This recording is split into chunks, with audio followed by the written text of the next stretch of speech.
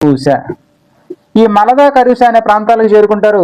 ఈ మలద కరూస అనే ప్రాంతాలని తాటక అనే రాక్షసి, ఆమె కుమారుడు మారీచుడు అనే రాక్షసుడు అతలాకుతలం చేయడం జరుగుద్ది. తాటక, తాటక, మారీచుడు, మారీచుడు. ఈ యొక్క మలద కరూస అనే ప్రాంతాలను ఎవరు చూస్తారంటే తాటక మారీచినటువంటి వాళ్ళు అతలాకుతలం చేస్తారు. అక్కడ గురువు ఆదేశాన్ని, గురువు అంటే విశ్వామిత్రుడు యొక్క ఆదేశాన్ని అనుసరించి ఈ తాటకను సంహరించడం జరుగుతుంది శ్రీరామచంద్రుడు. ఇదే రామాయణంలో మొట్టమొదటిసారిగా రాక్షస సంహారాన్ని చేసినటువంటి ఏకైక సంహారం చేసినటువంటి రాక్షసి తాటక. మీకు డౌట్ రావచ్చు, ఏం డౌట్ అంటే సార్ ఈవిడ మహిళ కదా శ్రీరాముడు ఆవిడని ఎలాగండి చంపారు అని చెప్పి అని అనవచ్చు. అయితే దాంట్లో ఉన్నటువంటి విషయం ఏంటంటే గురువు ఆదేశాన్ని పాటించి గురువు ఏది చేయమంటే అదే చేయడం జరుగుతుంది. కాబట్టి దానికి అటువంటి నియమ నిబంధనలు లేవు, అది గుర్తుపెట్టుకోండి. అందుకని చెప్పి గురువు ఆదేశానుసారం తాటక అనేటువంటి రాక్షసిని అక్కడ సంహరించడం జరుగుతుంది. దీనితో ఆయన విశ్వామిత్ర ఋషి ఏం చేస్తాడంటే సకల శస్త్రాస్త్రాలను ఉపదేశిస్తాడు విశ్వామిత్రుడు. సకల శస్త్రాస్త్రాలను వీళ్ళకి ఉపదేశించడం జరుగుతుంది. ఎవరంటే విశ్వామిత్ర ఋషి. అటు తర్వాత లక్ష్మణుడితో కలిసి యాగశాలకు ప్రయాణించడం జరుగుతుంది. మారీచుడు, సుబాహుడు అనేటటువంటి రాక్షసులు యజ్ఞాన్ని ధ్వంసం చేయడానికి వస్తారు.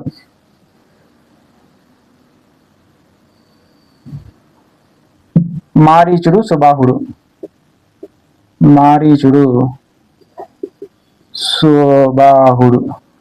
ఈ మారీచుడు, సుబాహుడు అనేటువంటి వాళ్ళు యజ్ఞాన్ని ధ్వంసం చేయడానికి వస్తారు. అటువంటి యజ్ఞాన్ని ధ్వంసం చేసే సందర్భంలో ఈ మారీచుడి పైన ఒక అస్త్రాన్ని సంధించడం జరుగుతుంది శ్రీరామచంద్ర మహాప్రభు. ఆ అస్త్రం పేరే సీతేశువు. అస్త్రాలు ఇంపార్టెంట్ అండి, గుర్తుపెట్టుకోండి. సీతేశువు. ఈ సీతేశువు అనే అస్త్రాన్ని ప్రయోగిస్తారు. కానీ దీనివల్ల మారీచుడు మరణించడు. ఎందుకంటే మరణించకుండా కొంత దూరం వెళ్తాడు. ఒక 100 యోజనాల దూరం ప్రయాణించి సముద్రంలో పడిపోవడం జరుగుతుంది. 100 యోజనాలు వెళ్ళి సముద్రంలో పడిపోవడం జరుగుతుంది ఎవరో మారీచుడు. ఇక నెక్స్ట్ ఉన్నటువంటి ఇంకొక రాక్షసుడు సుబాహుడు. ఈ సుబాహుడు అనేటటువంటి ఆ రాక్షసుడిని ఏ ఆయుధంతో సంహరిస్తారంటే ఆగ్నేయాస్త్రంతో.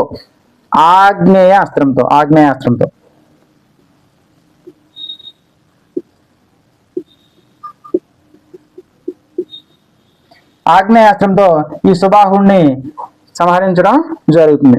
ఇలా రాక్షస సంహారం జరిగిన తర్వాత తిరిగి కొంత దూరం ప్రయాణిస్తారు. వారి ప్రయాణం ఈసారి ఎక్కడికి జరుగుతుందంటే జనకుని కొలువైనటువంటి మిథిలా నగరానికి సాగుతుంది.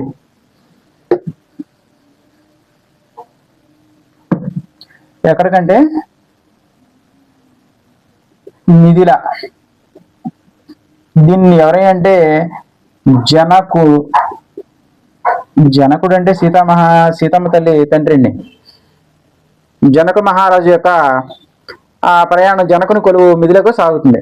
మార్గ మధ్యంలో ఈయన గంగావతరణ వృత్తాంతాన్ని వివరిస్తాడు. గంగా భూమి మీదకి ఎలా వచ్చింది అనేది గంగావతరణ. ఈ గంగావతరణను గంగను ఎవరు తీసుకొస్తారంటే భగీరథుడు.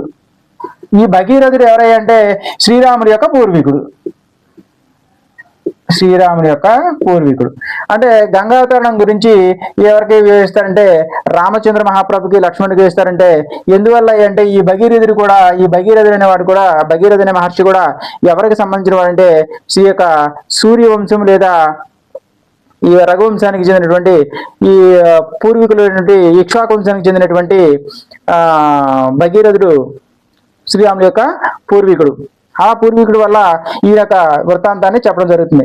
ఇలా మిథిలానగర సమీపంలో గౌతమ మహర్షి ఆశ్రమం కనబడుతుంది. ఇలా వెళ్తా ఉండగా గౌతమ మహర్షి ఆశ్రమం అనేది కనబడుతుంది. గౌతమ మహర్షి, ఈ గౌతమ మహర్షి ఆశ్రమంలో ఉన్నటువంటి ఈ గౌతమ మహర్షి ఆశ్రమంలో అక్కడ రాయిలాగా ఉన్నటువంటి పడి ఉన్నటువంటి అహల్య అహల్య అహల్య ఈ అహల్య శాప విమోచనం జరుగుతుంది. ఎవరి యొక్క అంటే రాముడు వారి పాదం సోకి, రాముడు వారి పాదం సోకి అహల్య అంటే రాయిగా ఉన్నటువంటి ఆ రాయ అహల్య శాప విమోచనం అనేది జరుగుతుంది. అక్కడ ఆ తర్వాత మిథిలా నగరానికి చేరుకుంటారు. అక్కడ మహారాజు అయినటువంటి జనకుడు కూతురు సీత, జనకుడు కూతురు సీతాదేవి. ఈ సీతాదేవి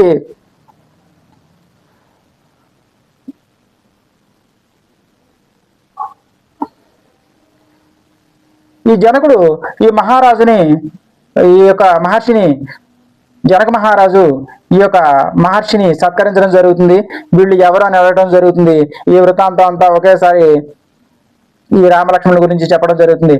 అయితే ఈ జనక మహర్షి ఏం చెప్తారంటే మహారాజు దేవరాతుని చెందిన శివధనస్సు, దేవరాతునికి చెందిన శివధనస్సు,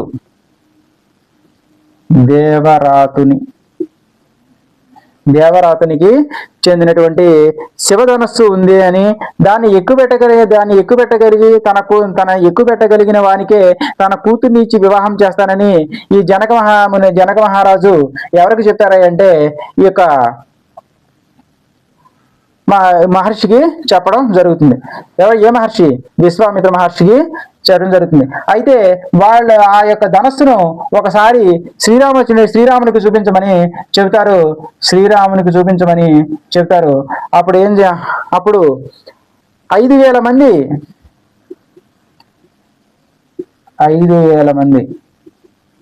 ఆ ధనస్సును తీసుకొచ్చి ఆ సభా ప్రాంగణంలో పెట్టడం జరుగుతుంది. 5,000 మంది తీసుకుని వచ్చి ఆ సభా ప్రాంగణంలో పెట్టడం జరుగుతుంది. దాన్ని ఒక్కసారిగా శ్రీరామచంద్రుడు ఒంటి చేత్తో లేపి విల్లు ఎక్కుపెట్టడం జరుగుతుంది. పెళమని ధ్వనులతో ఆ యొక్క శివధనస్సు అనేది విరగడం జరుగుతుంది. ఆ విరిగిన తర్వాత ఆ సంతోషానికి అవధులే ఉండవు. ఎవరికి? జనకుని సంతోషానికి. ఈ జనకుని సంతోషానికి అవధులే ఉండవు. అప్పుడు ఏం చేస్తారంటే ఈ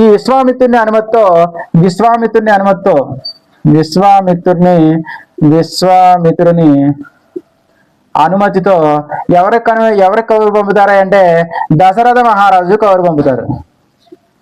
దశరథ మహారాజుకి కబురు పంపడం జరుగుతుంది.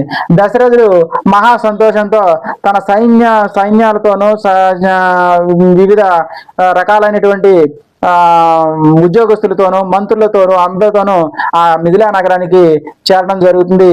సీత అప్పుడు ఆ దశరథుడు సీతాదేవిని రాముల వారికి ఇచ్చి వివాహం చేయడానికి అంగీకరిస్తాడు. అక్కడికి తన కూతురైన సీత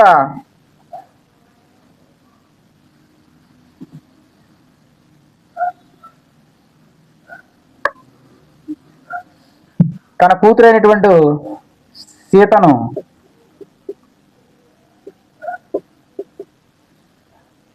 రామునికి, సీతాదేవి ఇక్కడ మిథిలా నగరమైనటువంటి జనక మహారాజుకి భూమి దున్నుతుండగా దొరికిందండి. భూమి దున్నుతూ ఉండగా దొరకడం వల్ల ఈమె సీతాదేవిని, పిల్లలు లేకపోవడం వల్ల సీతాదేవిని ఆయన అప్పటికి పెంచుకోవడం జరుగుతుంది. ఆ తరువాత ఆయనకి సొంతంగా ఒక కూతురు జన్మిస్తుంది. ఆవిడ పేరు ఊర్మిళ. ఈ ఊర్మిళను లక్ష్మణునికి,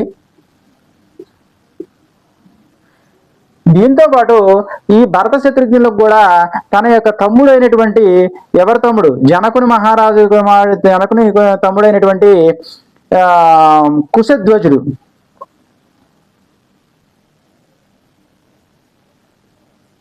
కుశధ్వజుని కూతురు కూడా ఈ జనక మహారాజుని తమ్ముడు అలాంటి కుశధ్వజుడు కూడా మాండవి ఈయన కుశధ్వజుడు ఈ కుశధ్వజుడు కూతురు మాండవిని భరతునికి ఆ తర్వాత చివరిగా నుండి శృతకీర్తిని శత్రుఘ్నునికి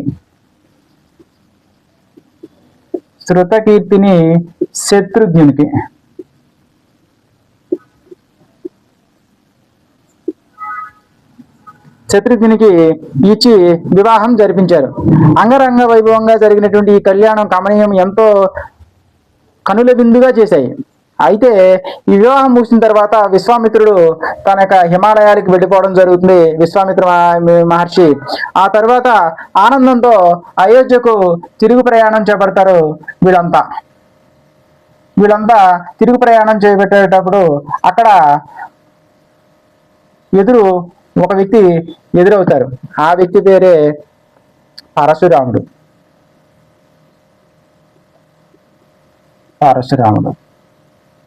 ఈ పరశురాముడు ఈ దశరథ మహారాజుకి ఎదురవుతారు. ఈ పరశురాముడికి ఒక వృత్తాంతం ఉంది. ఏ వృత్తాంతం అంటే, కార్తవీర్యార్జునుడు అనే హైహైవంశ చక్రవర్తి ఎదురులేని వీరుడు కార్తవీర్యార్జునుడు.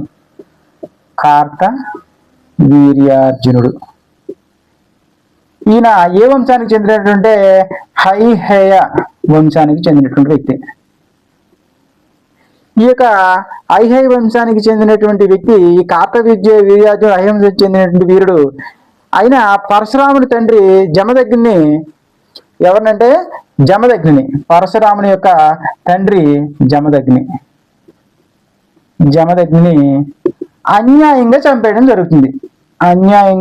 చంపేయడం జరుగుతుంది. చంపేస్తాడు. ఎప్పుడైతే ఈ జమదగ్ని చంపేశాడో ఈ పరశురాముడు ఏం చేస్తాడంటే, ఇక క్షత్రియుడు అన్నవాడిని లేకుండా చేస్తానని పంతం బట్టి ఏం చేస్తాడంటే, క్షత్రియుడు అంటే రాజు అనేవాడిని లేకుండా అంతం చేస్తానని చెప్పి 21 సార్లు క్షత్రియ సంహారం చేసి 21 సార్లు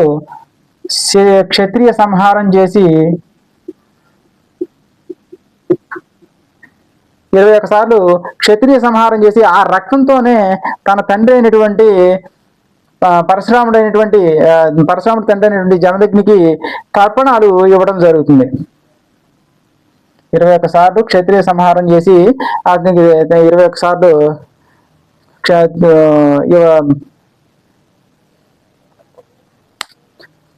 తర్పణాలు వదిలిన రౌద్రమూర్తి ఎవరయ్యా అంటే ఈ పరశురాముడు. అటువంటి వ్యక్తి రాముల వారికి ఎదురుపడినప్పుడు ఆయన దశరథ మహాముని రాముల వారిని కరుణించమని తనను విడిచిపెట్టమని చెప్తాడు. అందుకు పరశురాముడు ఆ మాటలేవి కూడా పట్టించుకోకుండా ఎప్పుడో ఉన్నటువంటి ఆ తుప్పుపట్టిన ఆ శివధనస్సును విరవటం కాదు, నా దగ్గర వైష్ణవాస్త్రం ఉంది,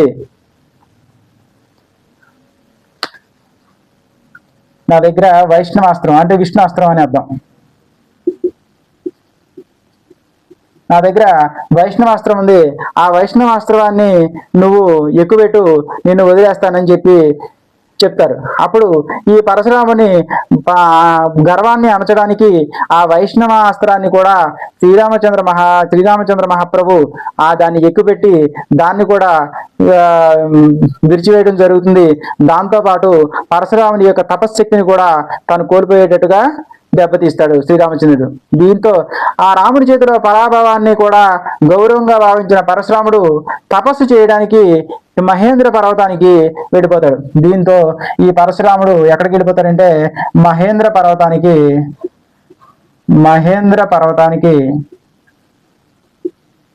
వెళ్ళిపోవడం జరుగుతుంది.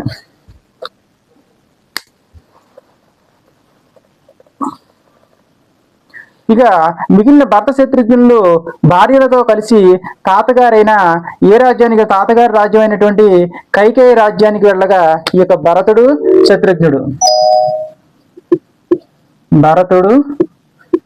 శత్రుఘ్నుడు